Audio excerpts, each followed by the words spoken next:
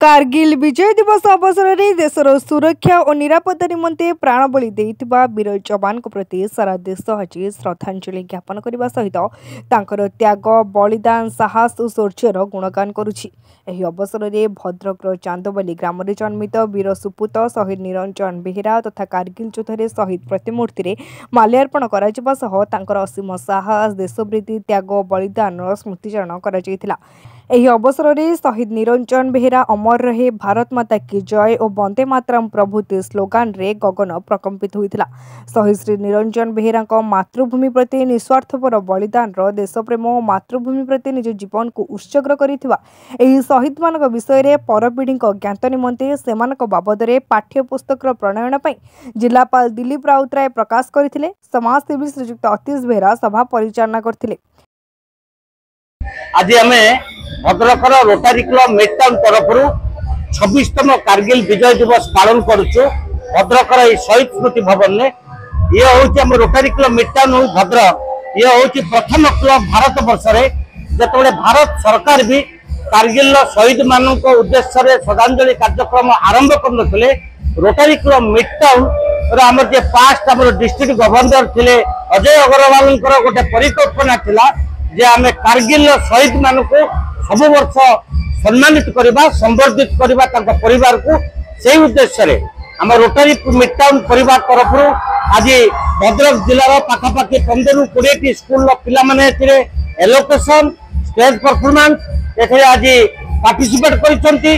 भद्रकर जिलापाल SP rotary governor NCC commandant समस्त आज आसी आमको उत्साहित करछंती एवं 19 कारगिल युद्ध रे जो माने शहीद होइतिले 527 परिवार को श्रद्धांजलि देइतिले।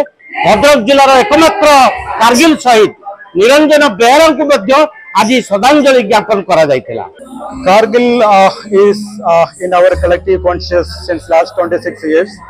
Kargil war happened in May to July 1999. So today is the 26th anniversary of Kargil Vijay. So every year we commemorate this occasion to pay tribute to our martyrs.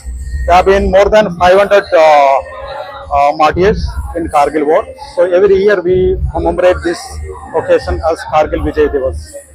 आज समग्र भारत वर्ष रे कारगिल विजय दिवस पालन करा जाउछि एवं आपण समस्त जानते 1999 मसिया ए जुलाई 26 तारिख रे कारगिल सेक्टर रु भारत तार पराक्रम देखैथिला एवं पाकिस्तानी सैनिक मान को एठू हटैथिला युद्ध रे जीत हासिल करिथिला एवं भारत को जो माने भी आड़ आखिरे चाहिचंती जो माने भी खराब नजर रे चाहिचंती ताकर दृष्टिभंगी खराब रही तेणु भारत तार जवाब देइछि दृढ़तार सहित जवाब देइछि एवं आज यही अवसर में मो समस्त सैनिक भाई भौणी मान को जो माने आम देशर सुरक्षा प्रदान करुछन एवं सुरक्षा प्रदान करी आमको एक निश्चित जीवन यापन करिवार सुजोग दउछन्ती मो समान उद्देश्य आज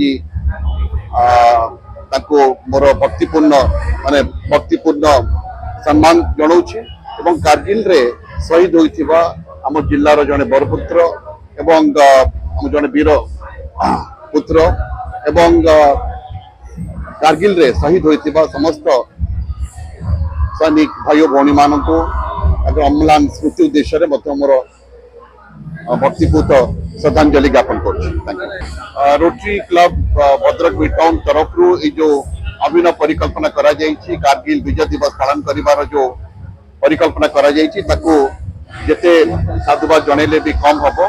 बहुत भल प्रयास एवं आज जो छात्र छात्री माने उपस्थित अछंती सेमानक भितरे गोटे जातीयतावाद भावना भी सृष्टि होइछि एवं सेमाने जानि पारुछंती जे किभଳି भाबरे केते वीरत्व एवं त्याग एई सैनिक माने आम पई करुछंती देश पई करुछंती एवं आमे समस्त देश मातृका पई किभଳି भाबरे समर्पित होई परिबा एवं देश मातृकार यदि गोटे सुजोग आसे आमे किभଳି भाबरे निजको सेवा करी ताको समर्पित होई परिबा। भद्रक पुनील कुमार सामंत को रिपोर्ट तीर्थक्षेत्र लाइव।